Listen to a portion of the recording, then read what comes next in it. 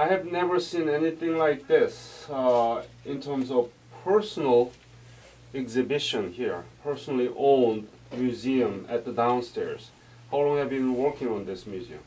Okay, about 30 years. Since when? Well, when I first moved here in 1970, I had 4 helmets. No, 4 helmets. Yeah, 4 helmets. That's all? That's it. So when I had the basement, we started fixing it up.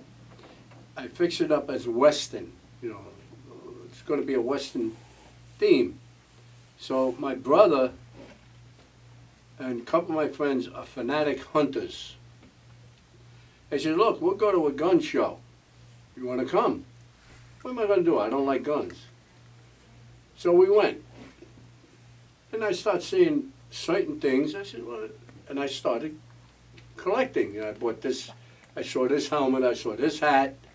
So I made up my mind that I'm going to make a museum, a mini museum. And that's how it started.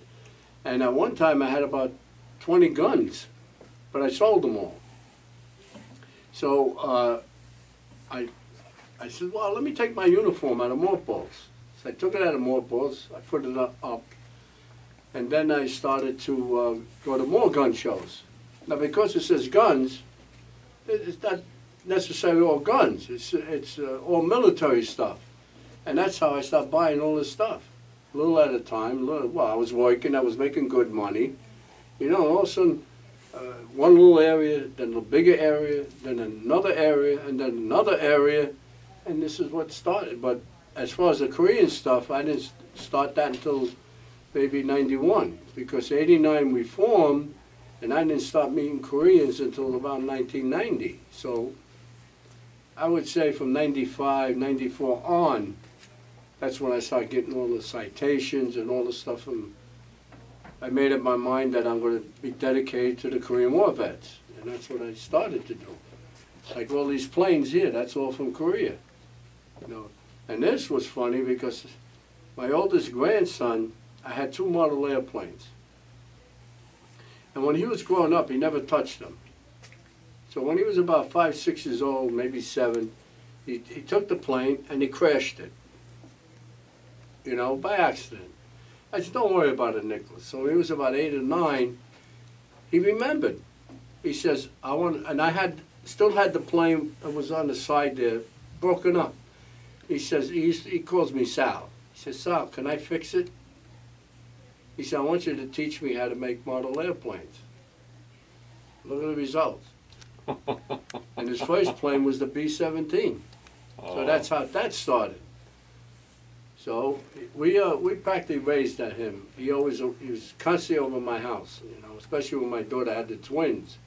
It was a little too much for us, so we had him over here a lot. And he started to build, and he also built this. He loves planes and the Civil War. So you're working with your own grandchildren? Yeah, well, and also tanks. He likes tanks. So right now I don't, naturally they're too old for this stuff, so. How often do you used to come down to this museum of your own? When I have an argument with Terry. No, I come down a lot. Right now, like I said, I got to change a lot of stuff because I ain't got no more walls. You know, that wall has a problem because I get a leak, so I don't have nothing there. Mm. Right now, it's up in the air. Mm. How much do you think you have spent so far? Here? Way over $20-some-odd thousand. Wow. At least. See them boots? Mm-hmm. That's my last pair of boots in the Marine Corps. From Korea? Yeah. From Korea or? Yeah. I wore them in Korea. But I can't put them on now. If you put them on, it's all rusty. Could you hold it? Sure. For the camera? Yeah. Oh, the camera's on? Yeah. These are the boots I wore in Korea. These are the last boots that I had when I was in the Marine Corps. I got discharged in 1953. Mm. And you can see the rubber. Look at the rubber here. Show that to the camera. Yeah, you can see it all. If you wear these boots right now, you'll see all the rust comes out of your stockings.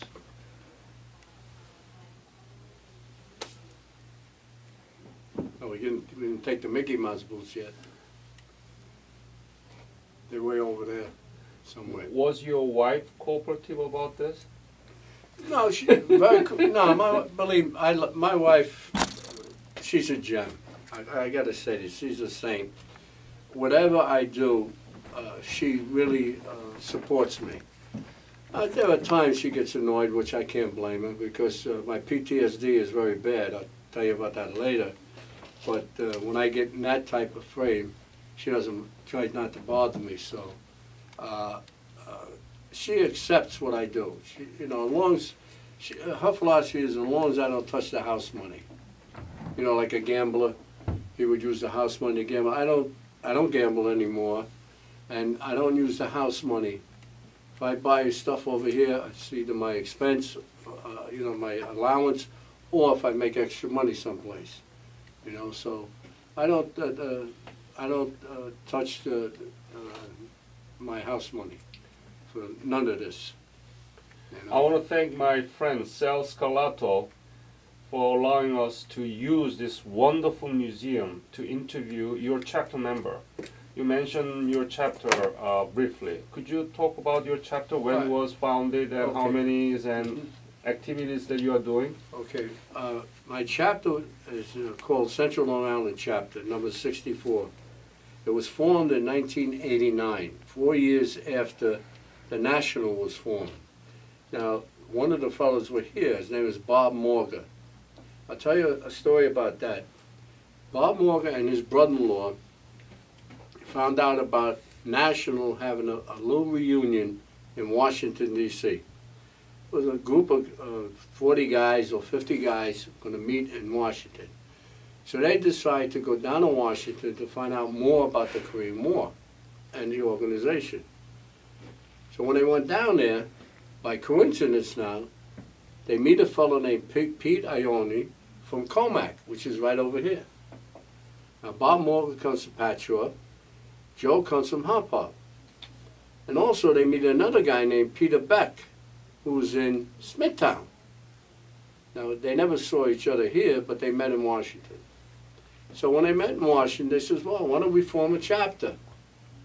So when they got back here, these 4 guys, and they had to put up their own investments for flyers and a whole bunch of things in order to get members. And that's what they did. They started, and I saw this flyer. Bob Morgan put it in OTBs. It was an OTB right here. So I'm at OTB, I see this Korean War vets. Now the funny part of it, like I told you, I was going to these gun shows. One time I'm at a gun show and I see a flyer, and it was that a bench. And it had a guy named Bill Norris. I said, oh, what the hell is this? He was upstate New York. So I wrote him a letter. I called him up. He says, yeah, we're forming a Korean War vet organization. This is 1985, 86. I said, well, yeah? I said, send me some information. He said, okay. I says, how do you join? He says, send me $10. Donation. So I sent him $10. So I got 2 newsletters, and that was the end of it. So I figured, that's it. So Bob Morgan and put these posters up, and he had a meeting on September of 1989 in a place in Patchogue. So I went, walked in. There's about 150 guys in there now. Wow. My number's 35. I was the 35th guy to join the organization.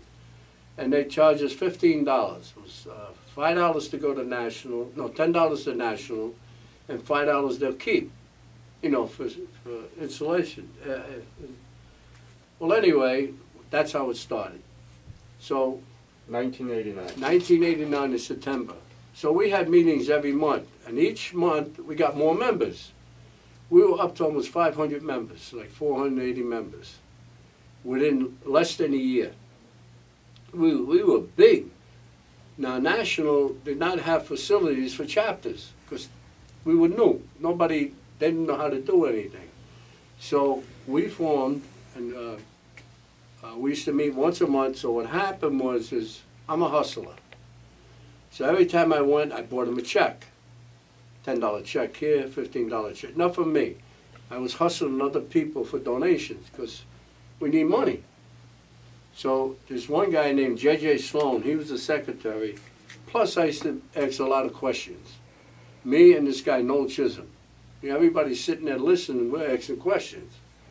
Why are you doing this? Where's the money in that? So this guy, J.J. Sloan, beautiful man. He says to Bob Morgan, I think you better get these guys as officers because they're troublemakers. That's how we became officers, because they didn't want no trouble. But we weren't given trouble. We were asking, what's the procedure? But then we grew. So, but what happened was in 1993, Nassau, we had a lot of Nassau. We had Nassau and Suffolk and Queens members. So Nassau popped up. So they took a lot of Nassau guys away from us, like maybe almost 200, you know, at that time. Now we're down to about maybe 115 members, because a lot of guys passed away. Yeah, we got about 75 guys that passed away that we know because we have a plaque. And about, I would say, 100 moved, you know, out of state, you know, Florida and stuff like that. Right now we're holding about 115. That's still not small. No, it's not small, but it's comfortable, but not enough to make you expenses. That's how regularly do you meet? Once and a what month, do you do? once a month. What do you do when you meet? Well, what we do when we meet, we talk about the old activities that we've done in the past, you know, the month before, and whatever new activities. Now, this chapter is very, very active because of me. I'm very active with the Korean community and other communities, but mostly Koreans, and I get multiple phone calls. We're going to have this event, we're going to have that event, we want you to be the color guard, we want you to be the honored guest, things like this, which is normal because the Koreans respect us that much. So by doing that, I always need members to come. So these are other things we do. And we also talk about the VA, our benefits. A lot of guys put claims in, they don't know what to do. So we try to help. Whoever knows has the knowledge. I'm very knowledgeable now because I'm on the board for the VA. So we try to give enough information. And other things. Some of the guys bring in, oh, I met a Korean War vet, the wife is sick, or stuff, you know, things in sick and distress types of things. And fun things, you know. Like I said, every meeting, what we do, we have a guy stand up if he wants to and tell a story. Most of the times they're good parts of the military, not war stories. Some do war stories, but most of the time it's the fun things or the bad things that you did. You know, you might have wound up in a brig or you had a fight or whatever, you know, anything to make guys talk. That's why I said Joe was in the show for years, and we got him to talk now. You know, so it helps you, helps them, and we do a lot of activities at Stony Brook Nursing Home. That's a veterans home, and they call us up a lot too. And we're very, very active chapter. And I'm the president now. Well, I've been a director, let's see, for about 10 years. And then I was first vice president for about 5 years. And now I'm the president for about 3 years now. So, like I said before, I'm a dedicated Korean War vet. Okay. Now, I'm also a dedicated Marine, but I had to give up a lot of hats. Because when you wear too many hats, yeah, you get confused. Like, I had 3 different uniforms in the car. I had a Korean War vet, a DAV, which is Disabled Vets, 1st Marine Division, and Marine Corps Lead. So every time we had an affair, I got very sick one time in 2000, so after I got better, I said, look, I'm going to have one hat, and that's a Korean War vet hat, and that's what I'm going to be dedicated. So right now, I'm also the president of Department of New York and also a director for National. And that's the way I prefer to do it now. Of your local chapter. You are now the president of whole New York State, right? Yes, I Could you am. talk about that? When was founded and how many people? New York State was founded, I'm going to guess because I was at the first meeting, unfortunately. I think it was 91. And we were well unorganized. Believe me, nobody knew what to do. The National didn't know what to do because, like I said, they were fairly new. So the first guy's name was John. I don't remember. We had a meeting up at West Point. So they came up with certain rules that didn't make any sense at that. It made sense at that time. It didn't make any sense at this time.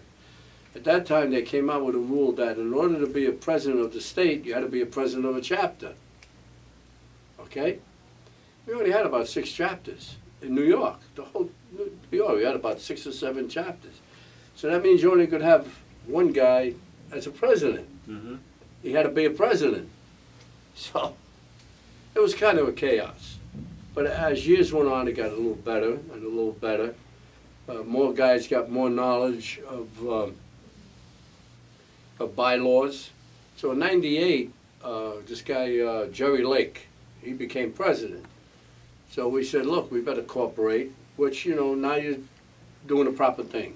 Because normally, any organization you're born, you got to cooperate, you know. So we cooperated. Unfortunately, when he cooperated, whatever happened to the original documents, nobody knows. Because when the next president took over, no one knows where these documents went. So like, I took over 2 years ago, and the first thing I said to them, where's the original documents? But I got copies. So right now I'm in the process with the state to get new copies. We didn't even have a federal ID number. We were using somebody else's. That's how we didn't have the knowledge. But we have the knowledge the past 10 years, but nobody pursued it because the department wasn't that big. So now we got 20 chapters, you got 2,000 members, so we're big. Well, I think we were one of the biggest Department of New York chapters, group. Did California and us. So, you know, the bigger you get, the more organized you should be. So we, past couple of years, we've been changing the bylaws, getting everything down to where people could understand the bylaws. You don't need a lawyer. And that's the problem with National. They got bylaws, you need a lawyer. So right now, the Department of New York is in pretty good shape. We don't have a lot of money, which we shouldn't have a lot of money. And the more money you got, the more problems you're going to have. Right. So we try to keep a minimum, and whatever we could use for our expenses. We don't have too much expenses because we don't do a lot of mailing. We do a lot of emails, you know, and stuff like that. And we rely on the department chapters to help us, the presidents to help us. You know, when you send out 2,000 letters, is a lot of money. But if you send out 20 letters, it's a lot cheaper. And the president should tell his members. So most of the chapters are pretty active in that respect, you know. And we have our reunions. We have a business meeting in October, and we have a mini reunion in May. So I think it's very successful. This is my 3rd year, so, and I intend to run again the next 2 years. We have a 2-year term, and I'm going to run again. I think it's fun. You can make it a lot of fun. I got a good secretary, John Haar. I got a good treasurer, Joe Horton. And I got a fantastic force. I met all of your staff at the last May Right. Saratoga Spring Convention. Mm-hmm. Could you spell your name, please? Spell my name? Yeah. What is your name and name where is you Sal. born? When born? Sal, S-A-L, Scarlato, S-C-A-R-L-A-T-O. Good. Yeah, a few guys put an A at the end. When you born? Where you born? And Oh. families and educational background? Okay. I was born in Brooklyn, New York, by a midwife. That's what they had in them Yeah. days. Matter of fact, the midwife, I had 2 aunts, and my mother, naturally. And I was born dead Oh. because I had the cord around my neck. Now, the midwife, this is the story was told to me. The midwife took it out, and I was blue.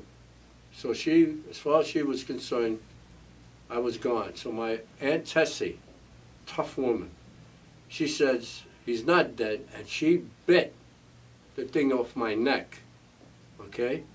And my other Aunt Mary rubbed my heart, and my Aunt Tessie gave me mouth. And then I survived. And my Aunt Tessie was my second mother. I could do no wrong with her. So I grew up in Brooklyn. I have my mother's name. When was that? When you born? I was born 1933, January 14th. 33. 1933. My mother was Camilla Miziano. My father's Damiano Scarlato. I have a brother, Dominic, and I have a sister, Christina. Okay? I have an older brother. He's 5 years older, and I have a younger sister. She's 5 years younger. I grew up in Bedford-Stuyvesant Station in Brooklyn, tough neighborhood. And I went to PS 157. I graduated there. What is that? PS? PS is public school. Okay. Public school 157 in Brooklyn, Kent Avenue. And I went to, first I went to Boys High, which was an academic school. And I had no head for school, believe me. My whole neighborhood didn't have head for school. But my father said, you gotta, you know, my father was born here but raised a European, okay? So I went to George Westinghouse. I transferred to George Westinghouse. That was a trade school. That didn't work out. I quit when I was 16. So I didn't have head for school at all. So I quit school. I went to work for about 2 years. What kind of work? Oh, well, first I was working construction as a laborer. You know, a bucking man, they call it, you know, the water and stuff like that. Bricks. So I says, well, this is not too good for me. I was making like 75 cents an hour, $1 an hour. So my father, well, he was a funny man. Even before that, he always used to tell the local grocery store or the fruit store, give my son a job, don't give him no money. I want him off the streets. So you live on tips. So he had a friend that had worked for a beer company. It's called Rango, okay? So he lied, he said I was 18 years old. So I was working on a beer truck, you know these big kegs of beer? But they were wood. Now, you really got to be strong. I was pretty strong, but not that strong. And all the barrels had to go down the cellar. So you got to take them off the truck, roll them, and bring them down the cellar. After 2 weeks, I came home. I was dead. My arms were like, I said, Dad, I can't take this no more. So that was good money. That was like $2 an hour, $1.50 an hour, something like that. So anyway, I worked for a factory called EA Laboratory. I worked there for about 1.5 years. And then I joined the Marine Corps. I quit and I joined the Marine Corps. When? This was in April of 51. No, October 51. October 51.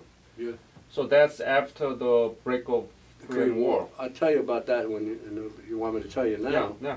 All right, what happened, I have to give you a little story. In 49, I love planes, and so does my brother.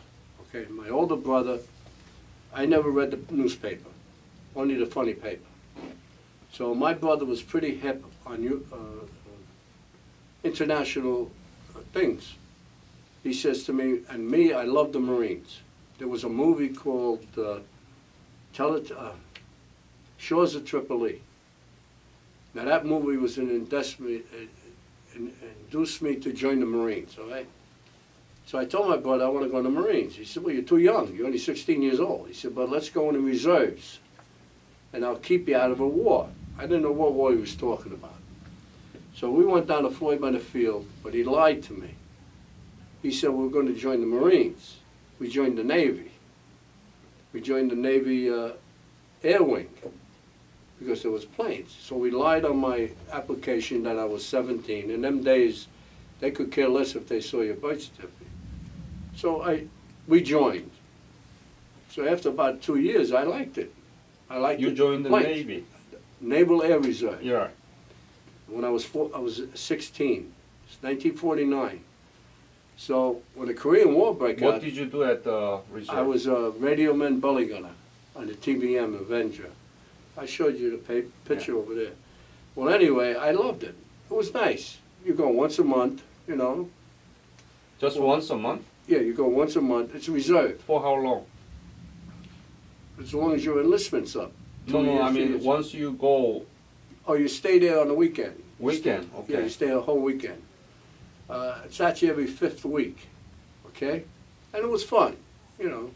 My brother was in a different squadron than me. I was in VCA 32, he was in the next squadron.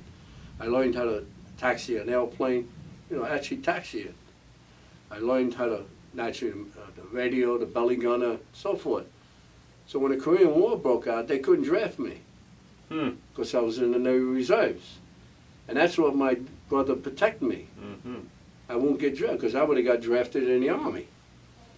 So when in 50, like I was 17.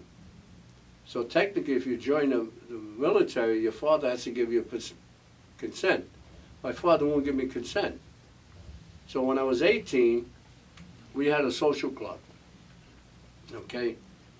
And it was around June, we all had a big meeting. We said, so what are we gonna do? We had a couple of neighborhood guys who got killed. They were in the 24th Infantry. He says, look, we're gonna get, 2 guys got drafted in our cycle. So what are we gonna do? He says, well, let's pick a branch of the service and go. So there were 17 of us, we picked the Marines. But I can't go because I was in the reserves. So I picked the Marines, and we went to the recruiter 3 at a time. And that's how we left. So I go to the recruiter, I fill out all the papers. So the guy said, well, you're in the reserves, you gotta get released from the reserves.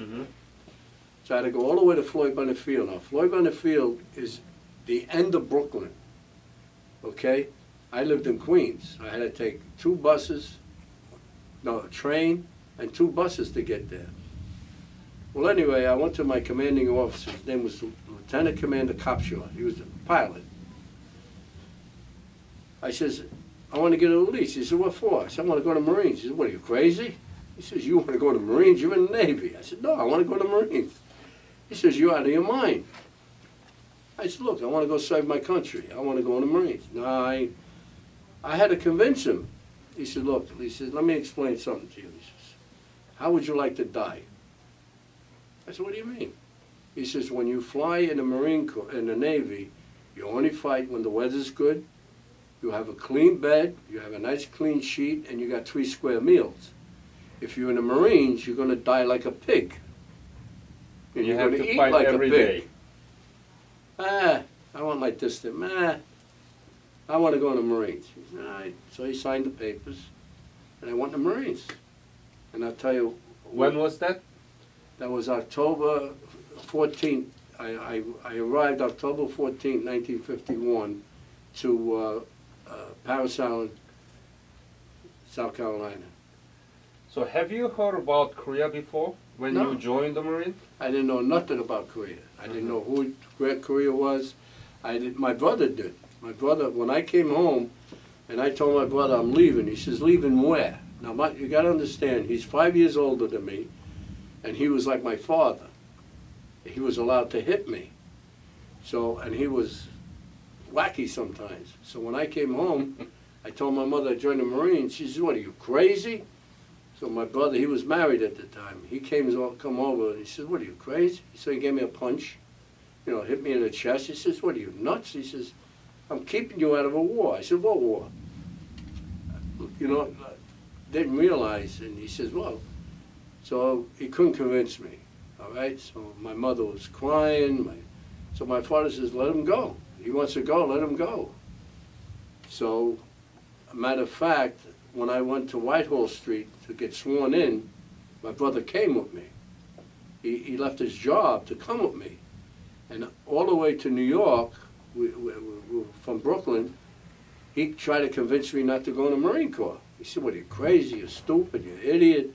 He says, you could get killed, you're going to live like a pig, you know, which is true. You're going to live in mud all the time, and you're not going to eat properly.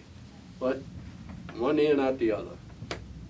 Now, I could have signed over to regular Navy. Why were you so obsessed with the Marine? I love the Marines. Why? Well, I don't know. I just, the movies I watched, they induced me to join. I just love the Marines. Okay. Well, when we had this meeting, okay, we wavered it down. We says, who gives us the best training in the world? So it was Airborne, Rangers, there was no Green Berets, and Marines. I said, well, hell, I ain't jumping out of a plane. You know what I'm saying? I says, Rangers, I'd rather go in the Marines. And all the group we were in, there was 25 of us, 17 of us said, we're going to the Marines. Now, some guys went and they upped their draft. They didn't join, they upped their draft. Like Artie, this guy Artie, he upped his draft. So instead of going in the Army, he went to the Marines. And the funny part of it is, this was 51. The Marines were not drafting. After 51, like in November, they started to draft. They did like every 5th guy in the Marines. They started to draft. So, but when I went to boot camp, I hated the Marines. Oh, they were terrible. Oh. But they teach you discipline. They teach you respect. They teach you how to control. So these are the things that they teach you, plus the military stuff, you know. And when I came home, I was a man. You know, I was, yes sir, no sir. And my father, when he saw me, he says, "This the same kid?" You know. So you know, they teach you a lot. So how long did you receive the military training? Where? Well, in Paris Island, you get 12-week boot training, and that's a nightmare. Because the DIs are constantly screaming and yelling at you. You know that. No matter what you do, they yell and scream. And if they catch you doing something, you do push-up. They used to call me push-up kid. Because I used to get caught all the time by the DI. Every time I did something, sneak a smoke or whatever, or blink my eyes when I'm not supposed to, give me 25. You know, this is the discipline, you know. And it makes you stronger too, don't get me wrong. So. My worst enemy is I was from Brooklyn, and I'm Italian. So I was automatically a gangster. So as far as the DIs, you're a gangster. Now, my platoon, we might have had, there was 80 men in the platoon, and 3/4 of us were from the north. You know, we were from Detroit, Chicago, New York, you know? So we're all gangsters. And the other guys were like Alabama or something. But our DIs were from Texas. So that's the treatment you get. But it was, it was worthwhile. What was your specialty? Well, in boot camp, everybody's the same. Everybody's the same in the Marine Corps. Right. They're all infantrymen. Okay. When you get out of boot camp, you can either go to radio school or sea school or whatever, air wing. And, but in boot camp, there's certain things you do that, like I was a clown, okay? We call them sad sacks.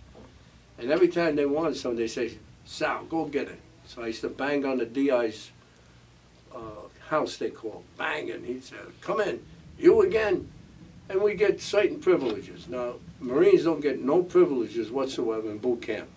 See, the Army, after 8 weeks, they send you home, they give you this, they give you that. So the last week, the last few days, the DI eases up a little bit because you're going to graduate. They said, okay, we got 4 bottles of Coke and 4 bottles of beer. We're going to put them in the middle, throw your hats in there, and whatever hats we pick, that's what we're going to give you, right? So what do you think I do? I take my hat and I put it on under here, right? Me and a couple of guys. So when we all go in the middle, I got my hat, but the DI saw it. So the beer clown, he says, "Come here. You're going to drink the Coke and the beer." So I never drank before anyway. Now remember, 12 weeks you didn't have any kind of sugar, you know. So I drink the Coke I drink the beer and I threw up all over the place because I got sick. Italian teenager from Brooklyn never drank before? I never drank. Okay. I didn't drink. But still, even if I drank, you mix Coke and beer, you're going to get sick. So, what was your specialty out of boot camp? Nothing. Nothing? Nothing yet. Then you go to T&R training. Uh-huh. See, when I came out, they gave me an MOS called 0400. 0400 is what they call amphibious short body. Okay, that's a specialty. But I went to right to T&R training. Okay, and that's training and replacement. Going to Korea. Mm-hmm. So a lot of guys went to radio school. Some guys went to tanks. Some guys, now, when I was in boot camp, they gave you a form. They said, what would you like to be? So I put down air wing, because I was in the Naval Air Corps, tanks, or machine gunner. All right? They didn't give me nothing. They gave me a rifle. So, but in Korea, they gave me a machine gun. So when I was, after boot camp, I got 10-day leave, come home, I went back to Paris Island, then they shipped us to California. When they ship you like that, you're going to Korea. There's no way you could get out of that. So what you're training now is you're training mountains and cold weather, right?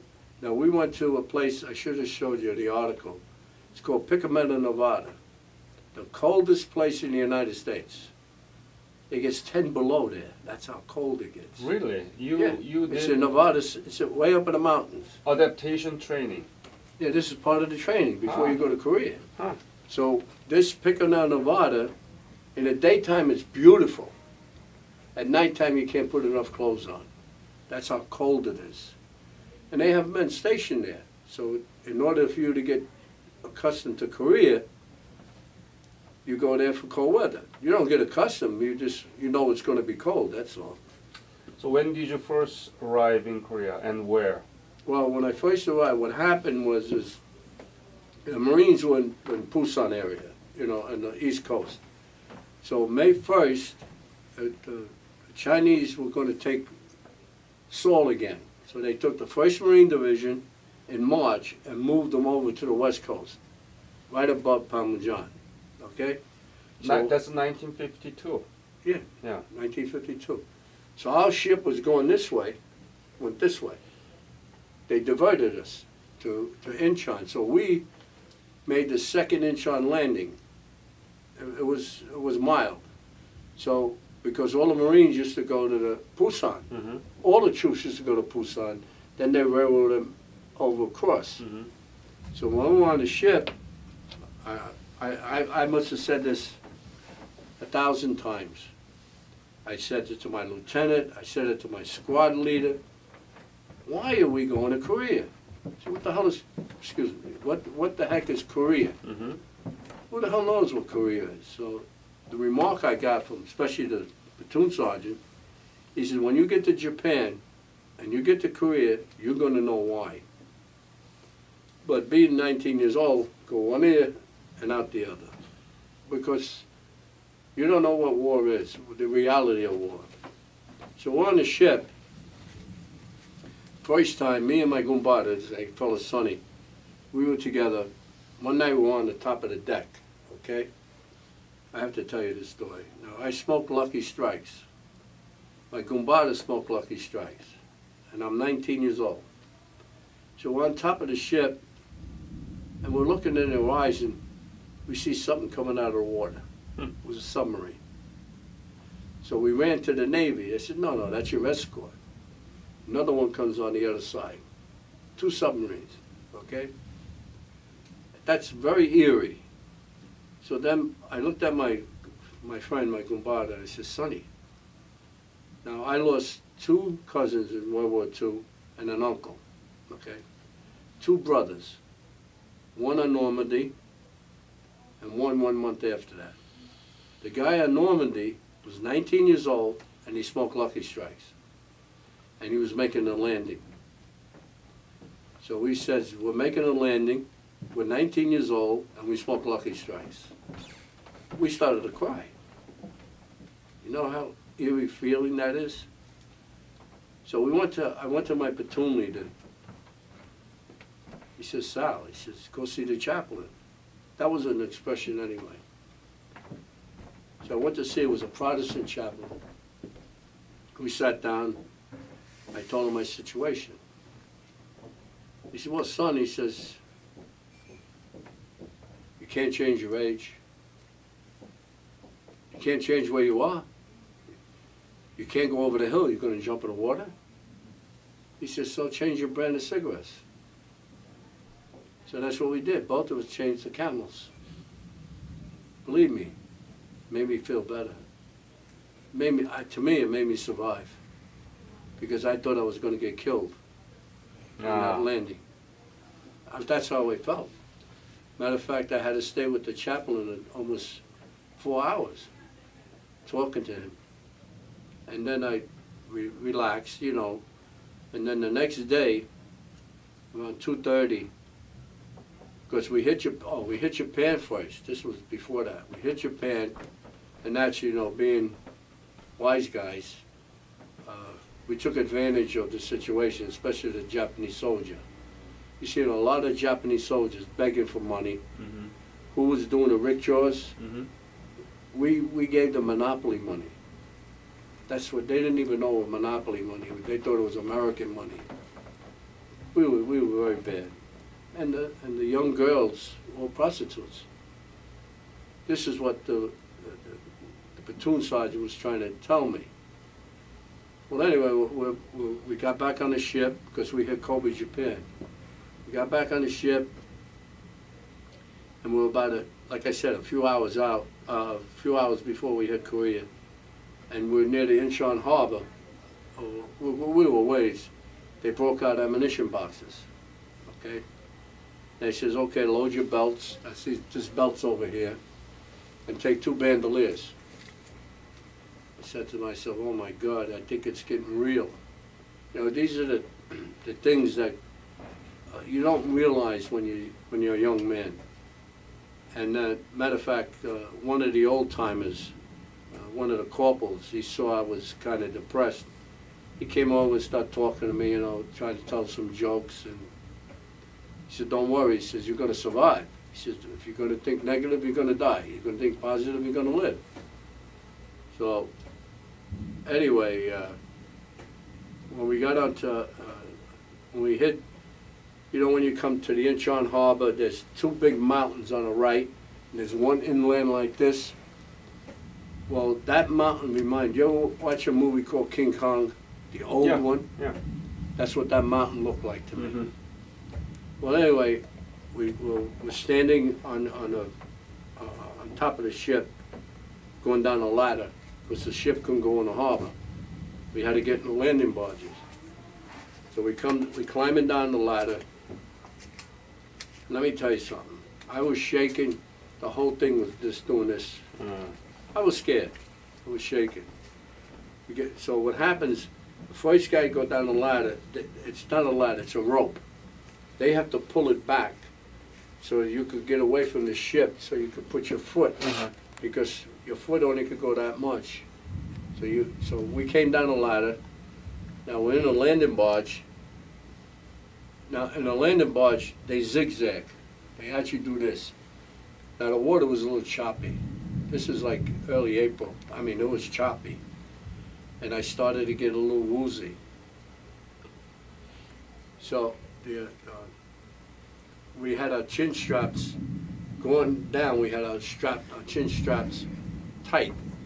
When you get in a landing barge, you open your chin strap, because if you ever fall overboard, you want your helmet to come off. So I had my strap yet.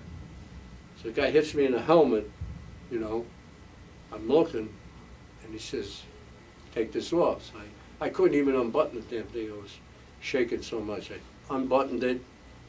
Now he's zigzagging. I don't know, it seemed like a lifetime. It might have been 20 minutes, 25 minutes.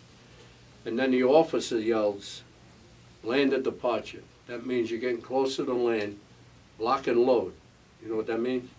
You put ammo in your rifle. And you send the hammer home and you lock it. Before you get to the beach, you unlock it. And that's when we hit the seawall. We hit the rock.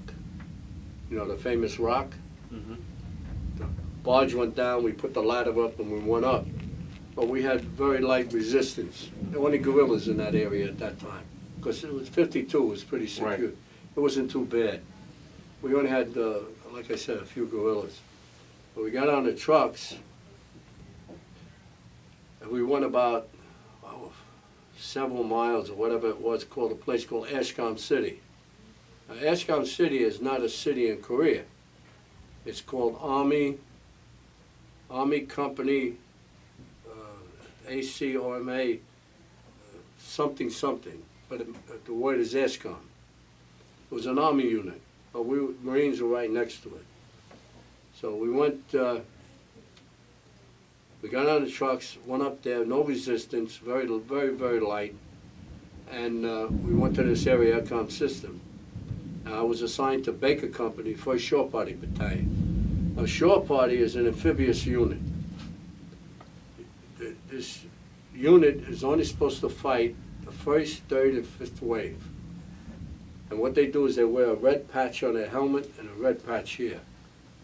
And the reason they wore that is because when you make an invasion, the 1st wave is here, the Shore Party guy is telling the next wave where to go. Did you see Sergeant Ryan? You didn't see that movie? Well, there's a Shore Party guy in it telling them what to do. But anyway, the 1st, 3rd, and 5th wave, after it's secured, the Shore Party guys are beachcombers. All the supplies come in, they dig trenches, they dig bunkers. They dig trenches, they dig bunkers. Because they had no beaches in Korea, they made us combat engineers. In other words, each unit was attached to an infantry unit. You have 3 infantry regiments, you have 3 companies. So Baker was with the 7th, Abel was with the 5th, and the 1st was with Charlie. So anyway, Baker Company was on the front lines at that time. So when we went to Ashcom City, I was assigned to the 1st Platoon, 1st Squad, 1st Fire Team. Marines have a fire team. It's a triangle like this. Got a fire team leader, a BAR, assistant fire team, assistant barman, and a BAR. And there's 4 in the squad. Well, anyway, that evening, we got very little resistance. The next day, they put us on trucks. No, next evening, I guess it was about 4 o'clock. We were going to right at the peak of the Kimpo, and that's where the MLR, part of the MLR was. So we're driving up there. Now, this is when you don't know about war or casualties. I'm going to sit at the end of the truck, you know, where you could first get out, right? And everything is canvas. Where does the sniper hit? That first guy, isn't he? Well, anyway, we got hit with small arm fire and mortars. So I jumped out of we all jumped out of the truck, naturally. Matter of fact, our truck got hit, and we dove into a rice paddy. Were there North Korean or the Chinese soldiers these around were the Chinese. Gimpo area? These were Chinese. These were Chinese. Chinese. So they were there around that area in Gimpo? Around that time? To the east of them. They were there. So anyway, we jumped out of the truck. I hit a rice paddy, all full of muck, you know, human waste. And I thought I got wounded because I was soaking wet. And the reason I'm saying this is that, you know, when something happens, who do you think of? God, right? Or your mother. I thought of that commander. The commander told me you're going to die like a pig. And I thought of him. I was sitting in there and I thought I was going to get killed like a pig. And when I was screaming, and one of the guys came and hit me in the helmet, and I got up, he said, start firing. So I started firing. I don't know what I was firing at because it started to rain and you couldn't see anything. Just then they said,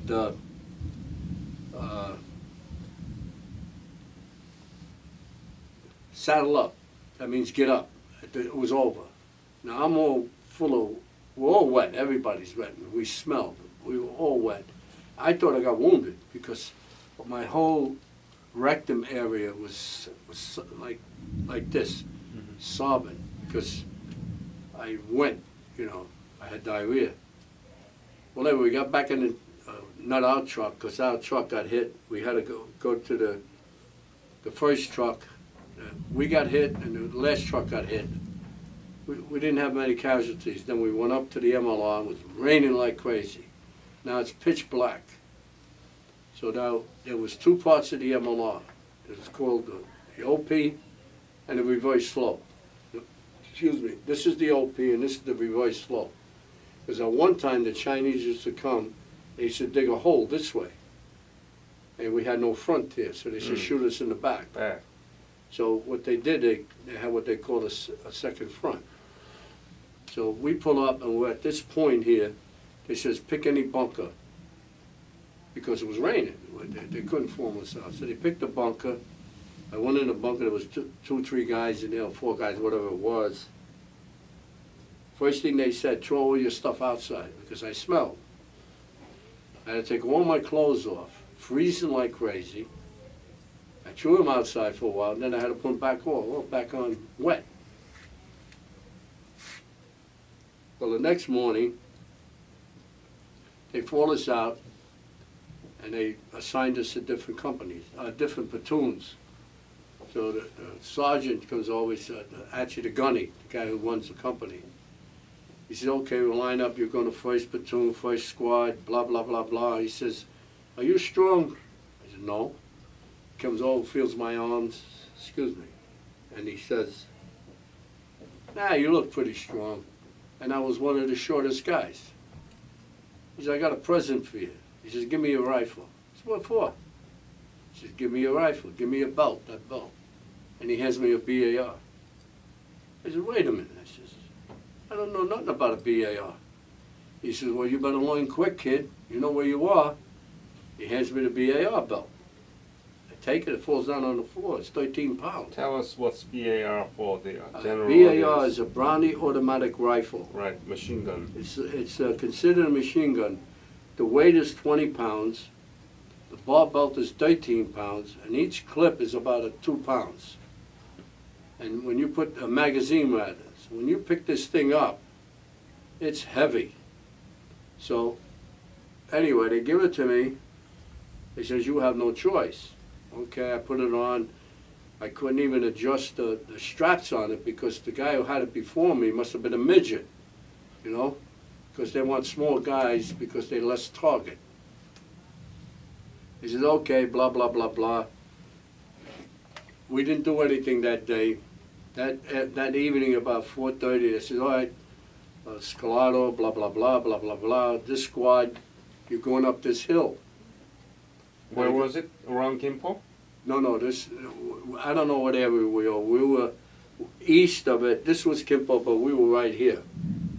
I don't know exactly the town we were in, the area. So, he says, you're going up that hill. It was OP1. What the hell is OP, I told him. It's outpost. I didn't know. He said, okay, you're going to go up there because you got to relieve the 3rd squad. Okay. Took us an hour and a half to get up a hill because it rained so hard, it was slippery, and it was way up. And it wasn't a hill, it was a mountain. So we got up there. I said, is that guy crazy? This is a mountain, it's not a hill. So anyway, we set up. There was 2 machine guns, light 30s, and there was, there was 1 machine gun light 30 and 3 BARs. And we had to spread out along the line because it was all trenches then. It was a trench war, which I didn't know. And about 7 o'clock, it wasn't 7 o'clock. We got up there, it was about 3:30, 4:45. It was about 5:30, about 5:45. We hear a bugle. What is that? A bugle. No, I'm sorry, we heard a horn. Horn. We heard a horn. So what the hell is that? The guy says, get ready. What the hell are you talking about? I'm saying, because these guys were there before. Lock and load, kid. All of a sudden we heard the first we heard the horn, then the bugle, then the whistle. And that was it. It was like they were charging like crazy. Now I froze on my weapon. I literally froze on my weapon. that the sergeant hit me in the helmet, you know, banged me in the helmet and shook me. He said, "You better stop firing." Well, I fired about 8 clips, 8 magazines. That's 20 rounds in each magazine, okay? I think we had about 4 hours. And this guy next to me gets hit and falls on top of me. Yeah. And he had a belly wound, okay? So I don't know what to do. I grabbed my hand and I grabbed his belly and he fell over me and then he just went over. He passed away. So I get back on my rifle, my weapon, and then all of a sudden I heard a whistle. Okay? So that's Chinese. It's pitch black. I heard a whistle and it stopped. He says, "All right, get organized." But I didn't know what I was doing. I had no frame of mind. I had all blood on my right hand. All my uniform was all full of blood here. First I thought it was myself again, excuse me, but it was this guy. And the worst part of it, he was going home in a week. Oh. He was a short timer. And I started to shake. I said, "What's going on?" And Corman naturally came over to check this Marine, and I was shaking like crazy. He turned around and he shoved a pill in my mouth. I don't know what the hell it was, excuse me. I didn't know what it was. Whatever it was, calmed me down a little bit. He says, "Be prepared, they're going to hit us again." Now this was about another 2 hours, no, it was about 4 hours. He said, "They're going to hit us again." He said, "How much ammo do you need?" Now I only had two magazines left, because it's only 10 in the belt. But my assistant barman was on the other side. He should have been near me. He threw his belt over to me. Now he carries the same amount. Not thinking that he's carrying the same amount, I panicked. So I get up and I was going back, crawling to get some ammo. Guy grabs my belt. He says, "Where you going?" He says, "You can't leave now." I said, "I got to get more ammo." He said, "No, you got ammo here." Because I didn't know. I didn't realize I wasn't myself. I was panicking. Well, anyway, they attacked us again in force. I don't know how many I hit or killed. I don't know. It was pitch black.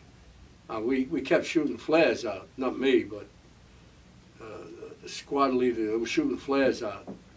Well, the next morning, it quieted down. But we had 100% watch.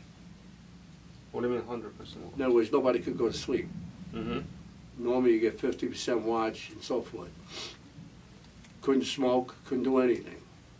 Morning came, the smell was unbearable. Mm. There were bodies. I think there was like over 100 bodies all over the place. You know, down on the slope, this way, on the barbed wire. There's bodies.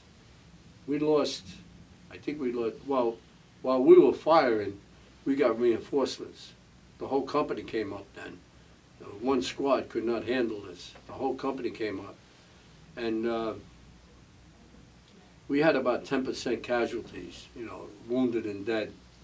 And this poor guy, I didn't even know his name at the time because I just got in a platoon. And I think his name was Michaels. And he was going home in a week. And let me tell you, I couldn't eat for 2 days. Matter of fact, the corpsman was giving me these vitamins. I couldn't eat for at least 2-3 days.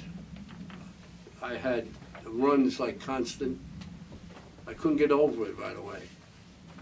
So when we got pulled off the hill, we were there about 5 days, 6 days. Yeah, something like that, 5 or 6 days. We didn't get hit no more. We just got some talk. First time I heard them Chinese talk. You know, they try to, usually they do it before a battle, but this one, for some reason, they did after the battle.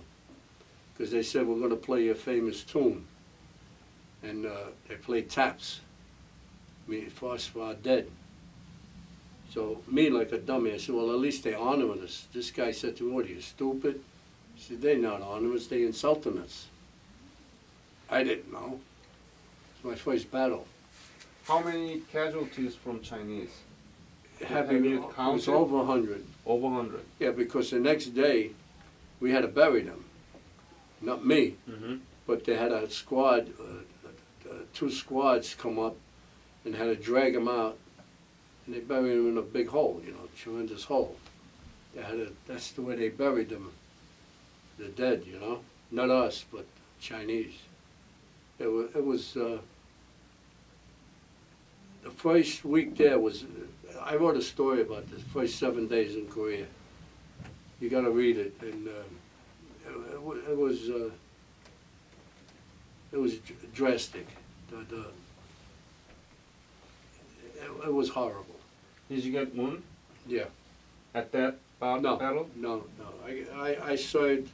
I got there, neighbor. I got hit in July. So that was But April.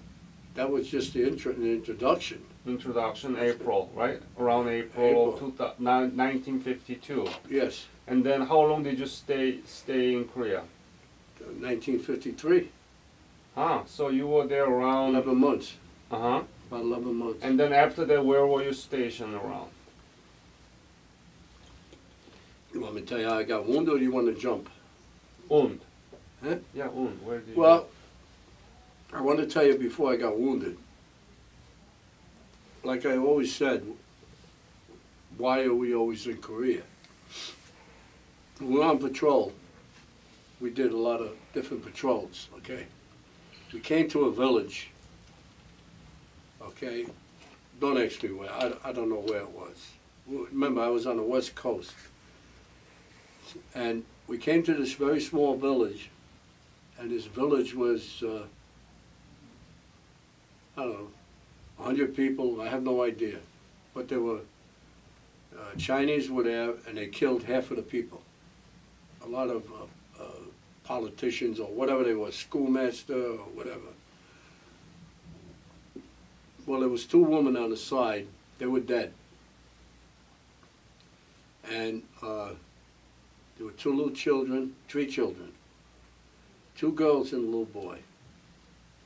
The 2 little girls, they were about 6 years old, 7 years old, 6 years old, full of blood.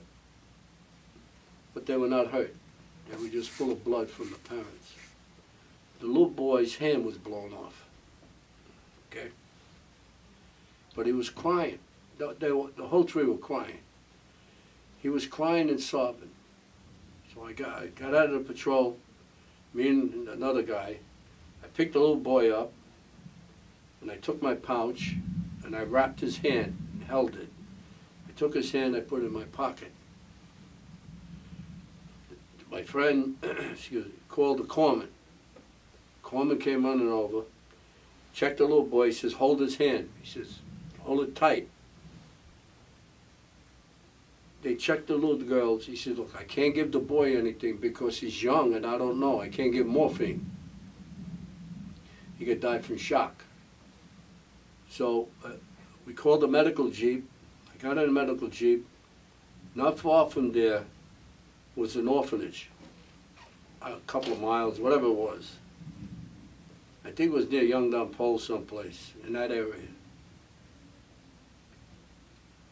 Now I had his hand.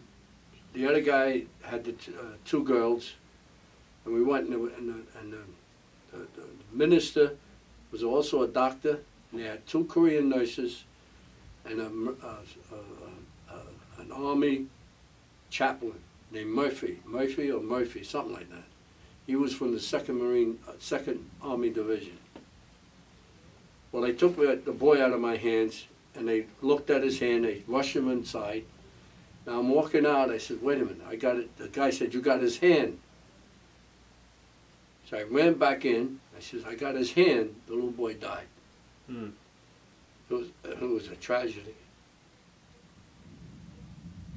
Why I had his hand in my pocket, I don't know, but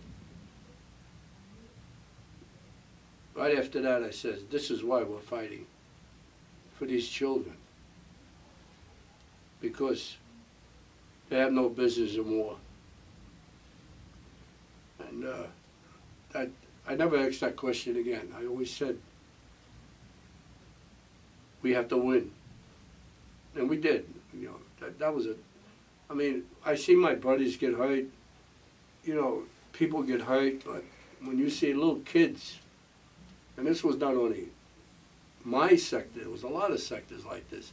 This orphanage had over 70 some odd thousand orphans in this particular order. It was sad, and it was to me it was a tragedy. I must have prayed. I don't know who I prayed to. I was praying to everybody, but that little boy died. And when I was holding him, he actually choked me. He was grabbing my neck like this with his other hand and literally choking me. But he wasn't choking me, you follow me? He was, I think, just grasping for security or something, you know? It was a shame. It was really a tragic shame. And I live with that.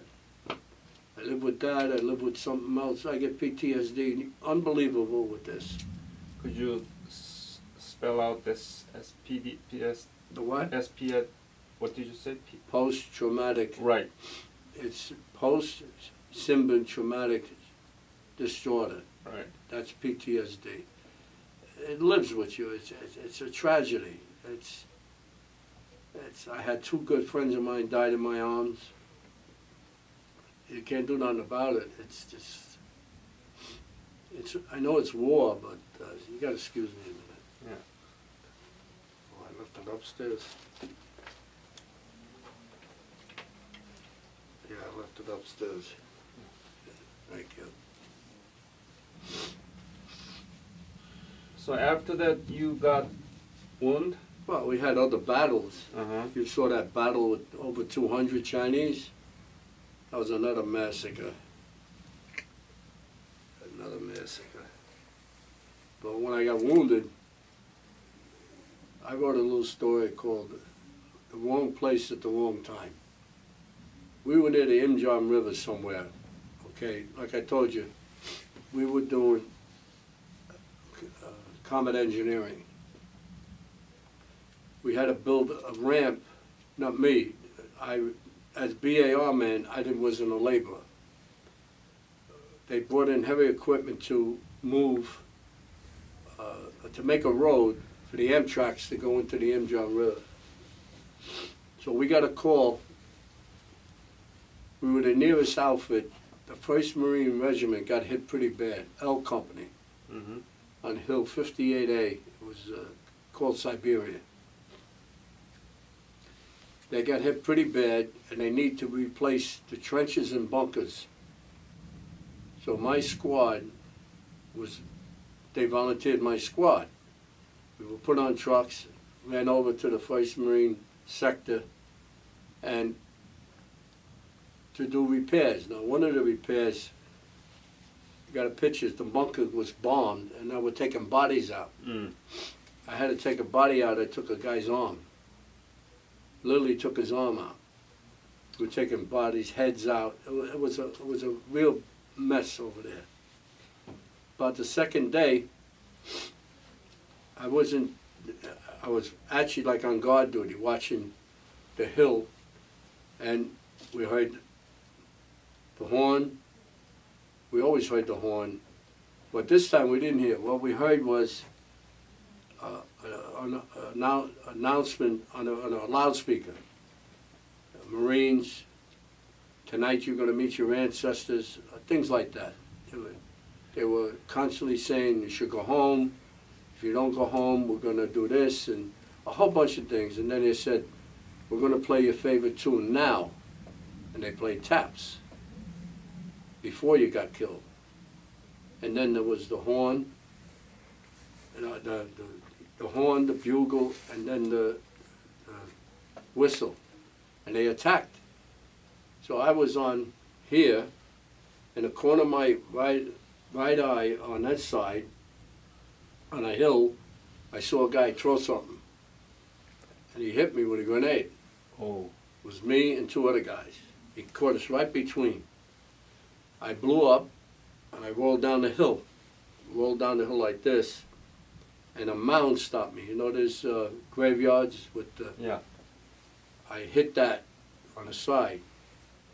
Now when I came to my senses like this, I had two Koreans, I didn't know they were Koreans, over me. Mm. I thought they were Chinese. And I thought I was going to be a prisoner of war. What it was two Koreans. They were called KSG, Korean Service Group. Mm-hmm. They used to take bodies or bring food, ammunition up. So they grabbed me. They came over and grabbed me. And a corpsman came over to me, and he was yelling at me, "Do you want morphine? Do you want morphine?" Because I was only bleeding in the neck and in my hand, but my leg was like this. Mm. Okay, I had a concussion, and he kept saying, "Do you want morphine? Because if you're in shock, he gives you morphine, you're dead." Mm-hmm. So he gave me morphine. He shot me in the leg twice. Then he marked my forehead with an M. And he told the two Koreans, put them on a stretcher, no, on a poncho. And they brought me down on a hill, on a reverse slope. They put me on a Jeep, a medical Jeep, and they brought me to Marine Aid Station. I think it was Easy Company or something. I got a picture of it somewhere. And they says, okay, ship him to the hospital ship. Because the Marines don't have a surgical unit. They have strictly aid station. So what they did was, I don't know, I was there. How long I was there, I don't know. I don't know if I was there 2 hours or 2 days, because I was, you know, getting shot up with morphine. So they put me, helicopter, they came out, they put me on the stretcher, there's, you know, the helicopter holds two wounded. And as we were going up, the pilot kept smiling at me and going like this with his finger. And he would look at the other guy, do the same thing. Well, we flew to the hospital ship in Incheon. I think it was the USS Constellation.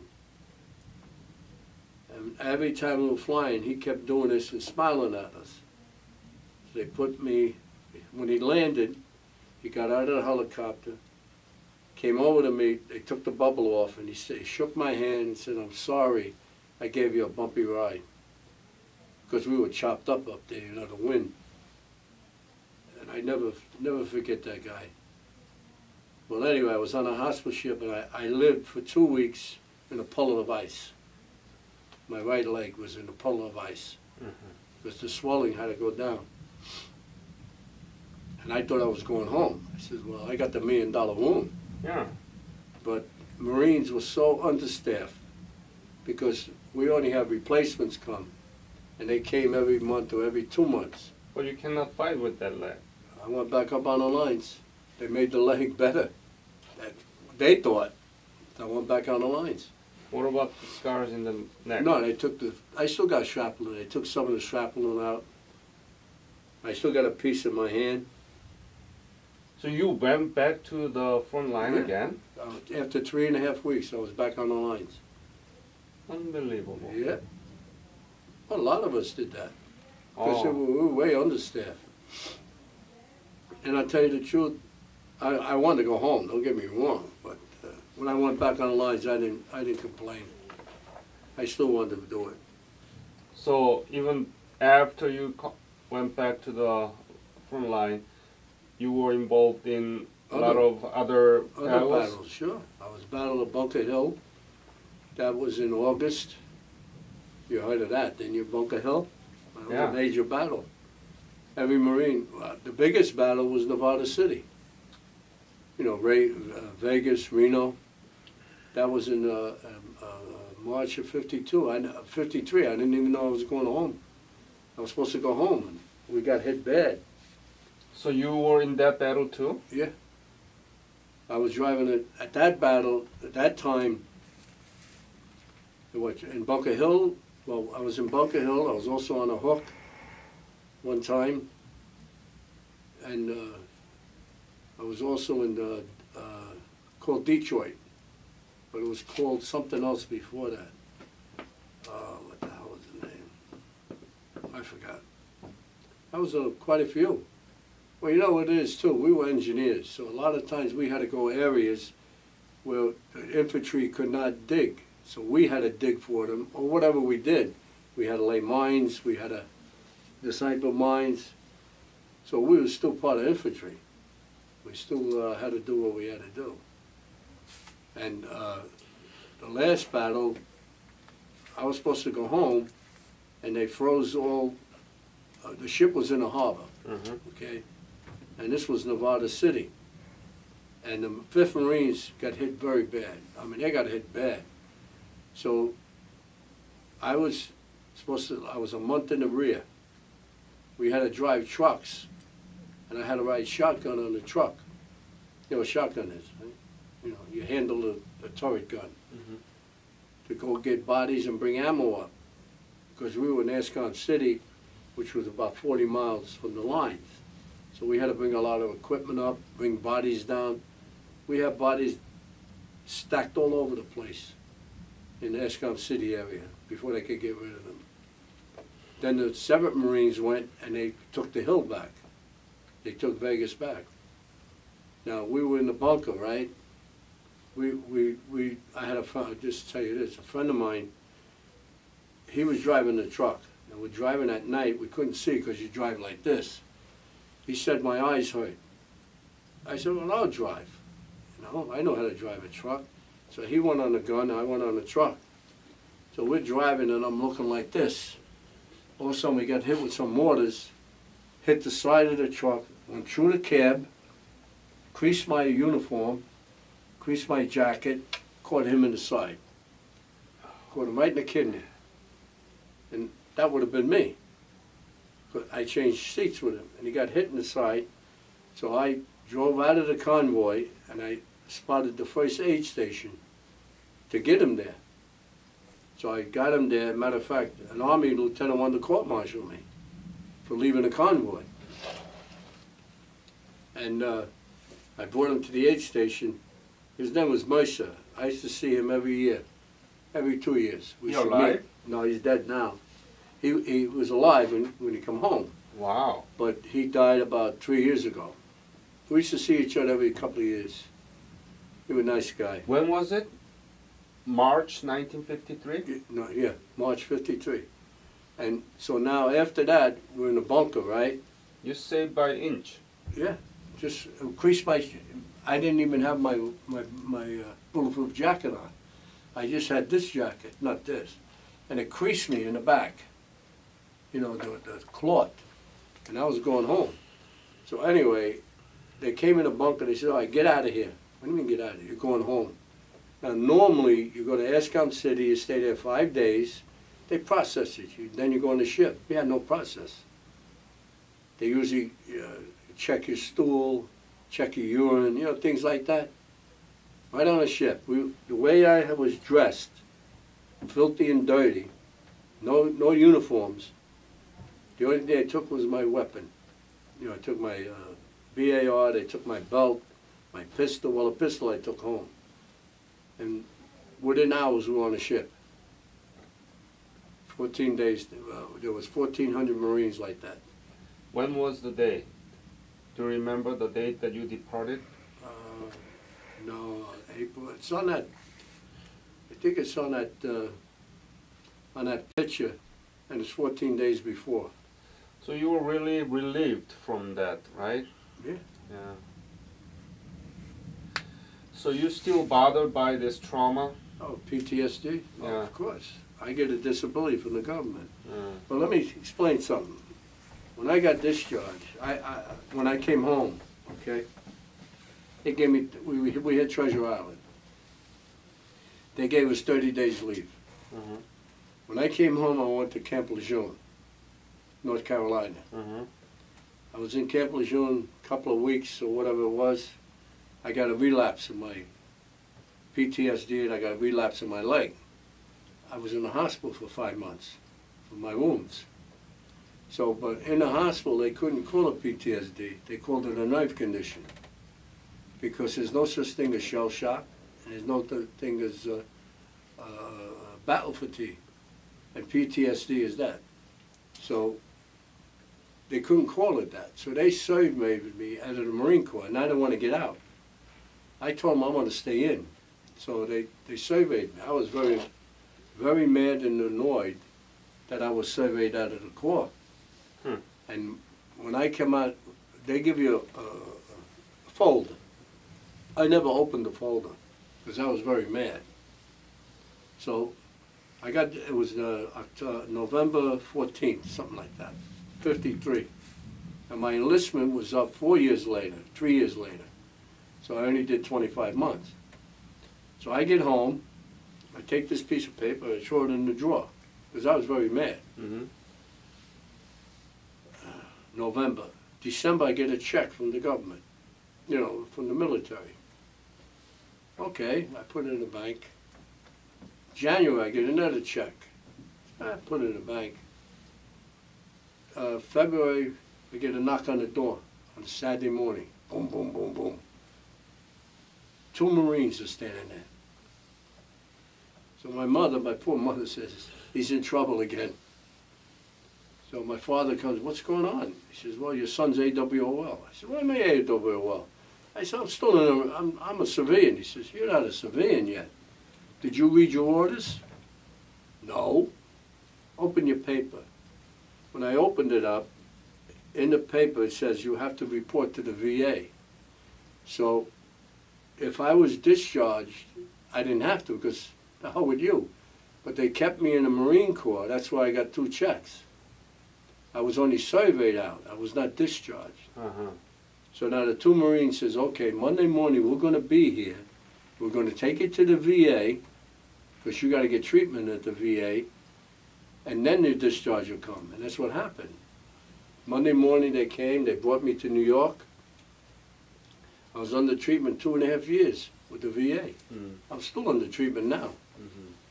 And then 6 months later, I got my discharge in the paper, in the mail. So technically, I was still in the Marine Corps. But they did me a favor, but I didn't realize it. Okay, but how often do you go to VA, the hospital? What kind of treatment do you well, the PTSD, you go about every 6 weeks, 7 weeks. If you got other problems, like I just got, I was supposed to go yesterday to neurology for my kidney, and I had to postpone it to next week because I was in Atlantic City. I just got a letter now from the red team. I got to make an appointment. But I was at the VA last week. This leg, I must have been at the VA 100, maybe 500 times. And they put you on therapy. So they put you on therapy for 8 weeks. Physical therapy? Yeah. They put you on therapy twice a week for 8 weeks. Then they discharge you. 6 months later, you go back. Because they can't keep you long. I was just on therapy for cardiac, for the heart. I get 100% disability. So whatever I do, it's free. Once you get 50% or more, it's free.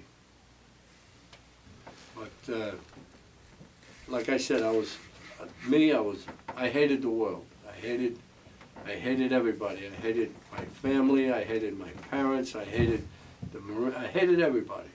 You could not come near me for 2 years.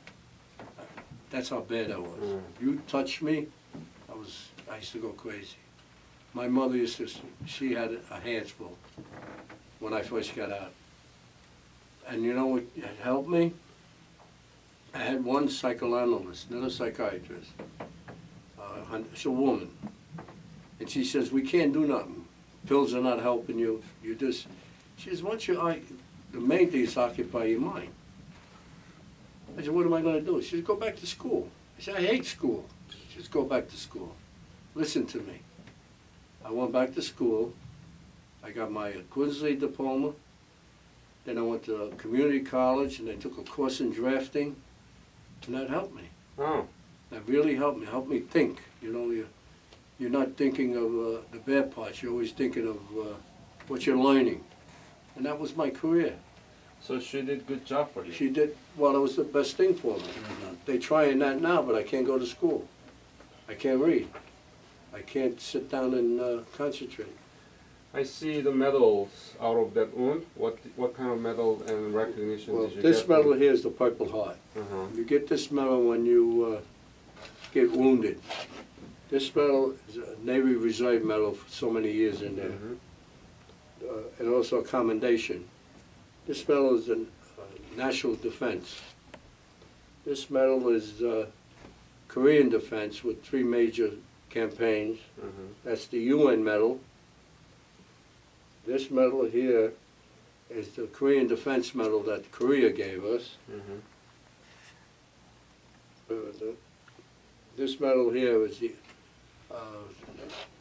cross, Silver Cross, given by the state for service in Korea as, you know, wounded. This medal here is the National, another citation medal. This one here is the Ambassador for Freedom, the one they give you when you go to Korea. Yeah. There's one missing here. I had to lose it. Yep, I lost one. Yep. Oh well, I lost the medal. So you've been in the leadership position for local chapter, New York chapter. Now you are elected as a director of the National Association. Yes. And you know that Korean War veterans' average age is 82. And you have such a collection here, and many others have a lot of memories and artifacts. How do you think that we can keep these materials permanently and most effectively and economically so that the future generations can have access to those? Well, we have a museum. It's called Korean Culture Museum. It's based out of Chicago now, okay? What you're doing is a great idea. This digital memory is great because anybody could find it even by accident, which is great. That's fantastic. The Library of Congress is good. We make a lot of videos for it. We make documentations. But the only problem there, if a guy goes there and takes it out. But what you're doing, I think, is better because you could stumble on it by accident.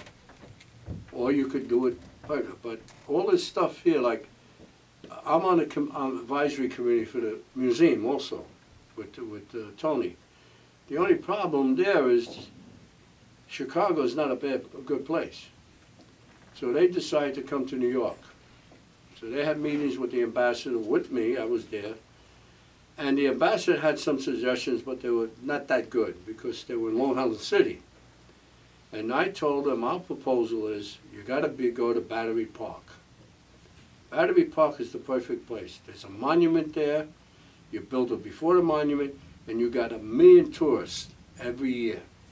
And you got the Holocaust, you got 9/11, you got the Vietnam there, you got World War II there, but for some reason they can't get to the mayor. Now the Parks Department refused them. Now the Parks Department is going to refuse it because they don't want the maintenance. But they got to get to the mayor. Now I've been telling Tony, the only bad thing that Tony's doing, and this other guy, Tony is the president. I can't think of his last name. Of what? Of the museum. Okay. Of the Korean War Vet Culture Museum. See, what happened is many years ago, about 20 years ago, in the Midwest someplace, somebody gave us land, free. Build on there. Well, good is it, nobody could find it. Right. So then they moved to Springfield, Illinois, where President Lincoln's museum is. No good. The guy took the money and took off. Right? Now they moved to Chicago. I can't think of the guy's name right now. He's the president of, you know, Turtle Wax, Carl Wax Turtle. He's the president, and he's the president. He's the CEO of the museum. But they've been going to Koreans. They went to Korea. They spoke to General Park. Sure, they got a beautiful museum because the government did it. We have to get private money. And I told them at 3 meetings, you have to go to the Americans. Do not go to the Koreans. This is an American museum. So far, the only place they found that might give them is in Korean world in Manhattan, but it's in the heart of business section. It's not tourist, and it's a building. It's one room, one floor. Remember, I told you that I was very bitter and so forth. Naturally, we all went to work. We raised a family. Never heard about South Korea again. Never heard about them. Never even met a South Korean. In 90 or 91, we made a monument. Okay, it's a soldier and a picture of a map. It's really nice. After we did the monument, and the county gave us this. After we did the monument, I passed there a lot because I go to work. Especially on Monday morning, I see a bouquet of flowers, always on the foot of the soldier. Okay, 1 month, 2 months, 3 months, 4 months, maybe 5 months. Always on a Sunday. So one Sunday I happen to pass, I see a man placing the flowers. I shoot right in there. I went over to him. I said, "What are you doing?" He says, "I'm a South Korean. I want to place a flower." First South Korean, and that was 1991. Second one. First one. His name was Kuhu Park. And he's been my best friend all these years. All these years, 20 years.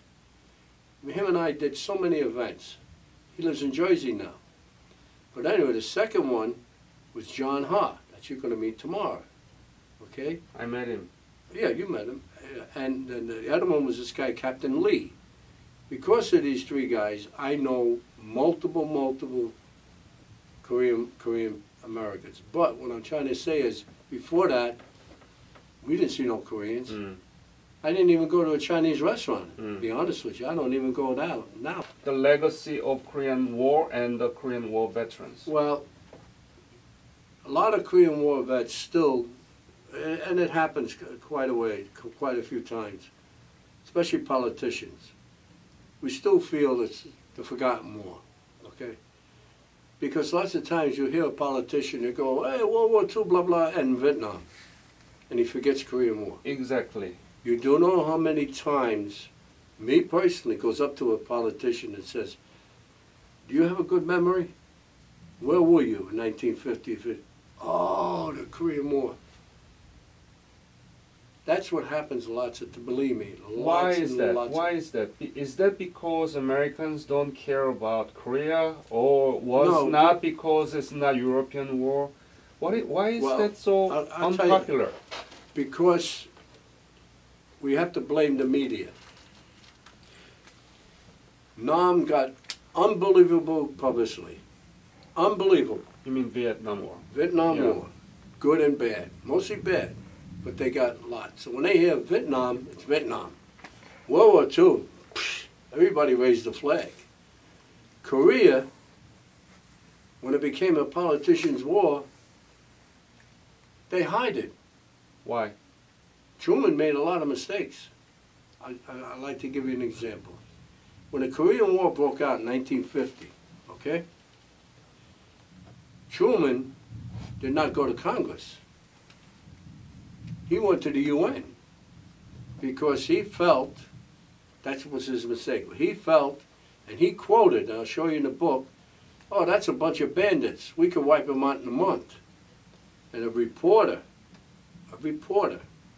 said to the president at a news conference, "If this is not a war, we're going to call it a police action?" And he said, "Yes, that's what it is, a police action. And they only bandits. We don't have to worry about a war." So when the things started to break out, he went to the to the UN, and the UN said, "Sure, we'll give you XXXX." What'd they give us? 14,000 men? They give us peanuts. So he committed us, with Sigma Rhee, he committed us to war because we were, remember, we were occupied since 1945. And that was the downfall. So all the mistakes he made, what's the name made a lot too. What's the name? MacArthur. If he was half as smart as he was and stay out of politics, the war would have ended sooner. So what? We would have fought China. We had him that time. You got to remember, the most important general predicted that war, and that was General Patton. General Patton turned around in 1945 and says, let's get Russia now while we got him, because we're going to have another war in Asia. And what did Russia do? They declared war on Japan 1 month before, so they could get all their benefits and all the benefits and their possessions back. Yeah. And their biggest port was right on the border of Manchuria, because the Japs took it in 1903. Yeah. So all this adds up. So Russia turns around, invades North Korea, knowing that we're going to have, they wanted all Korea. We came along and says, you're not going to have, and we were the villains by making it 38 Powell. Yep. By making it 38 Powell, we're the villains. We should have never done it. We should have just kicked Russia's butt. But we didn't do it. We said, oh, we'd be a nice guy. What is Korea? Who cares about Korea? That was the attitude. So explain why media was not really focusing on Korea. Because of the government. Government. The government controlled it. Remember, years ago, the government controlled the media. They don't control it today. The past, since Nam, they haven't controlled the media. Remember, in World War II, they told the media what to put in. So government forced the media not to cover about Korea, not to talk about Korea. That's why we call it Forgotten War. When I came home, the guy looked at me and said, where the hell were you? Korea? What's that? Think about it. If it wasn't for guys like us, or a lot of it won't be forgotten, because we're the thorn in every politician's side. I'm serious. Now, when we go to events, we wear this. We're gentlemen. You see other veterans groups, they look like hell. You don't know where they're from. And they call us, here comes the Blue Jackets, the gentlemen. Or Korean War vet, because we're wearing this. We're showing the public who we are. No matter where we go, we show them. And believe me, we show them. You know how many letters I write sometimes? And I make sure the politicians, sometimes I get up in front of 200 people, say, hey, forgot the Korean War? Oh, yeah, well. They do it every time, my friend. How many times have you been back to Korea? Okay, I could keep it. I've been back 94, 98, 99, 2000, 2010, 2011. Wow. 2011 was awesome. Oh. I went there, 2011, I went there as a wounded warrior. The ambassador sponsored me.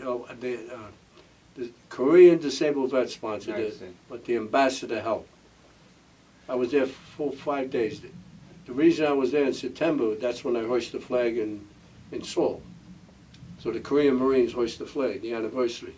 When was the first time you've been back? 94. 94. What did you feel? Oh, I felt, 94, I'd be honest with you, I didn't feel too much. I felt, oh my God, it changed.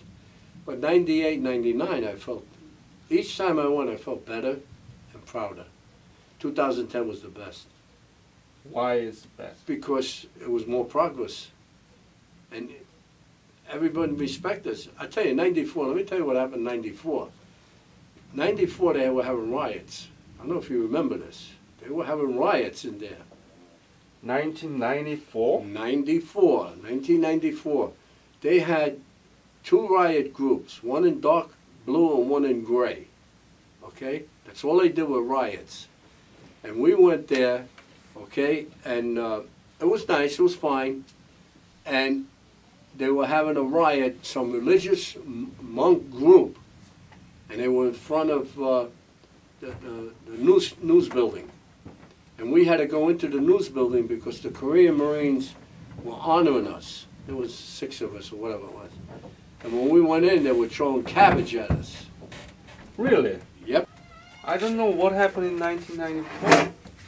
Oh, I'm so sorry. They used to have a lot of riots. So you mean the demonstration? Demonstration. Yeah, political demonstration. That's what it was. Yes. Demonstration, And not riot. Demonstrations. so the Koreans will never forget what you did, because now Korea, one of the most I'll give you another substantive. example. At that time, if you went to Itaewon, Itaewon, yes. you had to go with 2 or 3 people. Uh-huh. I'm telling you, you would get mugged. Yeah. But then I went down there in 2010, was better. The American forces Yeah. fooled around with a lot of women. Yeah. So a lot of young guys too get annoyed at that. You know what I'm saying? Yeah. So, certain things you gotta understand, I don't blame them, but certain things you're involved in. Yankee go home. You are the leaders, president of New York chapter and local chapter, and you are the director of the National Association. And you well aware that this war, next year we're going to celebrate 60th anniversary of the Korean armistice. Yep.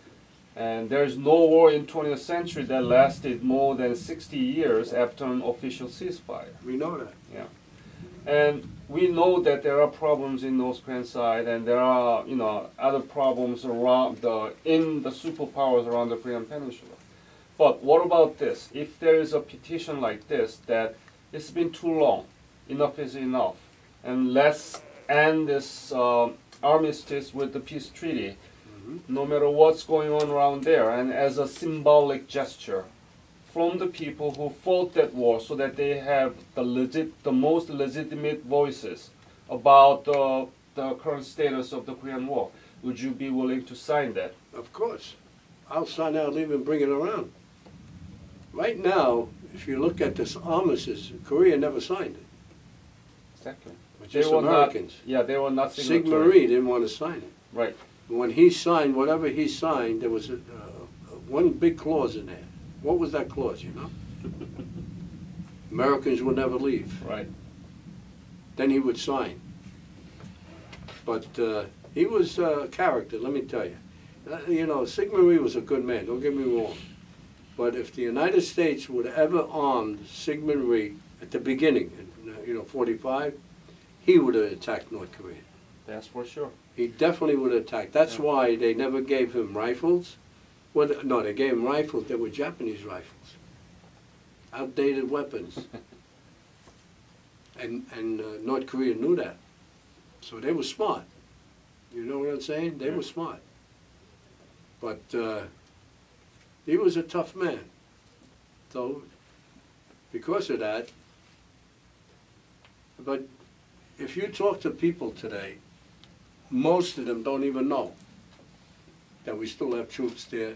They still don't understand that it was just a peace. Yeah. It was just a ceasefire. They don't. They say, oh, the war's over. But yet in 67 was there a war. 68 was called the Little War. The Third War in Korea. Yeah. Because the Purple Heart people recognized it because they gave Purple Hearts to them guys. I would sign that petition. I would still bring it all around. The unification is one group that's trying to get both together. They've been trying. They work for the government. They've been trying for years. That's great. And Good nobody wants to move. Good to know. Any comments for the future generation as a Korean War veteran about the lessons of the Korean War and war in general? Well, as far as the Korean War, if they have a relative, aunt, an uncle, a grandfather, most of them, I guarantee, are not talking about the Korean War. I could bet money on it. That's why a lot of our teenagers today, our daughters, did not tell our grandsons because we didn't tell them. This is why we have that most important thing, Tell America, going to high schools. Now we got some children listening, asking questions. Years ago, they never asked questions. They'll fall asleep on your lecture. But it's up to the parents. It's up to the Korean War vets to tell their children, so their children could tell their children, and their children could tell their children. Right. It's like anything else. It's Documentaries are good. You could show them what you're doing is fantastic. But if you don't get them to press that button, Exactly. they are not going to do it. That goes for Koreans, that goes for Americans, that goes for anybody. So we have to educate our children, and then our children should educate their children. Me, I educated my children at a later date because I was not involved, but I definitely educated my grandkids. And right now, the military is good. It's a good experience. I personally thank you for your sacrifice, your wounds, and still bothering you, but you came out of beautiful, and that's as exactly the Korea came out of the total devastation, and now become one of the strongest in Asia. So yeah, 10th best economy country in the world. Yeah. Well, between the people and the government, I have a little philosophy. We were the foundation, okay? The Korean government was the builder. The Korean people were the contractors, and they built this country the way it is. That's an excellent metaphor. You can't say, oh, let's take Germany. You can't take them, because Germany, it wasn't for us. Germany won't be built up. We did not build up South Korea. We guide them, say, here's a penny. Out of the penny, you make two, or whatever. So. Well, we couldn't do it without your foundation. Absolutely. So I want to thank you, and especially, I really appreciate that you open up your museum for us to have an interview, and I think it will be fantastic for future generations to see how you did it. Sure. Yeah. Thank you so much, sir. Thank you, my friend. Thank you. Thank you.